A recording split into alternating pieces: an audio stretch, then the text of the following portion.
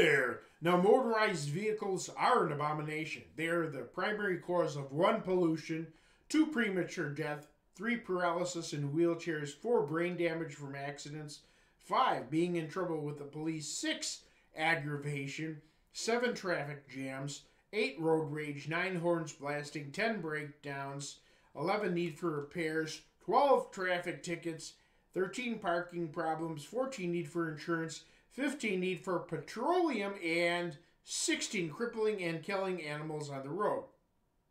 17, cars make possible and encourage several types of crime and immorality. 18, car expenses are higher per hour than the average rent expense per hour. 19, motorized vehicles promote antisocial behavior since families spend less time together and friends move away via moving vans and trucks. 20, roads, parking garages, and junkyards take away space from the natural environment. Carpooling would be an improvement, but would often be inconvenient and would be risky to allow strangers into your vehicle. Large-scale public busing systems would be an improvement, but buses regularly start and stop to pick up and drop off rides, so that would be an added problem. Bicycling would be an improvement in some cases. However, uppity companies, apartment complexes, and subdivisions don't want bicycles kept in front of the residents.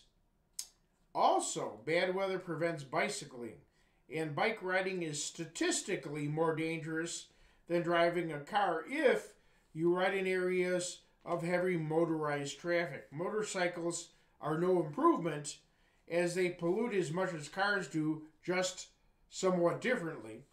And driving a motorcycle is statistically much more dangerous than driving a car. For the first 60 years of the automobile, most men could fix their own car.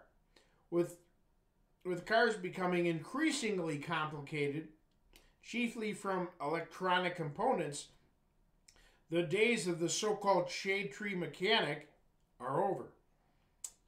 Perhaps if fully efficient, completely electric cars replace gas-powered cars on the macro scale, they will be even more difficult to repair and more expensive. The average person may not be able to afford or maintain one. Regardless, they would have most of the same problems as gas-powered vehicles and might not be available to the general public before sources of petroleum are exhausted. Therefore, God's creation, early forms of horses which were bred into rideable varieties, are superior to atrocious gas guzzlers. If you think this method of transportation would be inconvenient, think how inconvenient cars are to the man killed in wars over petroleum. All the men killed. Some of the wars are just over, gas and oil. Ask people how inconvenient cars are in light of their loved ones killed in accidents. Ask those paralyzed in wheelchairs from car accidents how inconvenient cars are. Also, children and pets have died of heart stroke after being left in hot cars with their windows up. Children have lost fingers and have even been killed when automatic windows closed on them. Besides, many roads designed to slow down drivers are so twisting and meandering that they triple the length of a straight road. If you went into town via horse and carriage on a completely straight road from your subdivision, you'd actually get there faster than driving on a road scrambled into spaghetti with speed postings. In various cities, striking truckers have parked sideways, completely shutting down car travel. Since the horses are self-feeding, self-reproducing, and have flexible and relatively efficient bodies, incorporating them would eliminate, listen to this, my fact, 1, pumping gas, 2, gas stations, 3, petroleum refinery plants, 4, car dealerships, 5, auto repair shops, 6, automotive plants, 7, auto junkyards, 8, traffic lights, 9, red light cameras, 10, speed traps, 11, traffic courts, 12 auto body shops, 13 tow trucks, 14 car horns blasting, 15 auto insurance companies, 16 flat tires and other breakdowns, and 17 oil tankers and their ocean spills. 18 horse-drawn cutters and sleighs in winter would eliminate trucks pouring tons of road salt or sand. 19 horses won't get stuck in ditches like cars. 20 reverting to horses would decrease road construction because horses don't require roads in pristine condition because horses lift their feet when they walk. Yet some towns are seemingly satisfied that 15 or so kilometer sections of local roads are torn apart 9 months every year. 21. Horse transportation would also eliminate most of the killing and crippling of animals on roads. 22. It would eliminate most premature deaths and permanent injuries to passengers. Since horse transportation would be somewhat limiting, it would, 23, stop most people from moving away and thereby terminating relationships. And 24, cut down on crime and immorality. 25, reverting to horse transportation would eliminate the invisible clouds of poison gas that move with the wind, leaked radiator fluid which poisons animals who drink it, burnt rubber, waste oil, and demand for oil which causes wars. If you still think that is better than dealing with horse manure, consider that today's construction vehicles can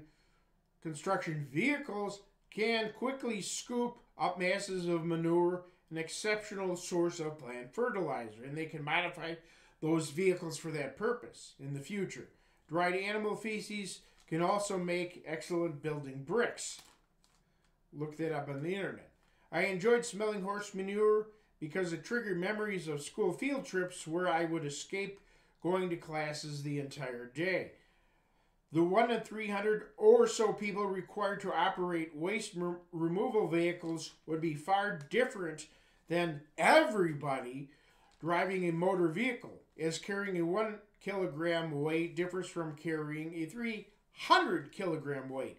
Since the earliest cars could only go very slowly, we know it wasn't for convenience. People are prideful, not wanting to view horse manure and such. Cars are undoubtedly the greatest contributor to global warming, which might destroy our planet in several hundred years if not curtailed. If society puts away its pride and selfishness and cooperates with one another before our natural world is completely destroyed, we truly be an advanced society. On the TV show Adam Ruins Everything, electric trolleys were touted as the better alternative to cars, proposed by the host who recognized the madness of automobile culture. The episode was called Adam Ruins Cars. Although most people may be unable to do without motorized vehicles at this point, or rather, like I said, unable to do so, and including myself, because of our motor culture, it's so ingrained in the structures thereby, we can at least reduce their use, and then in the future, maybe 50 years from now or so, restructure the roads and so on, and the shops, so that it's doable. And again, if the world runs out of petroleum, which is made into the gasoline, heating oil, and all of that, we'll be forced to do without cars regardless, and other things. So think about it. We need an alternative plan. Take care.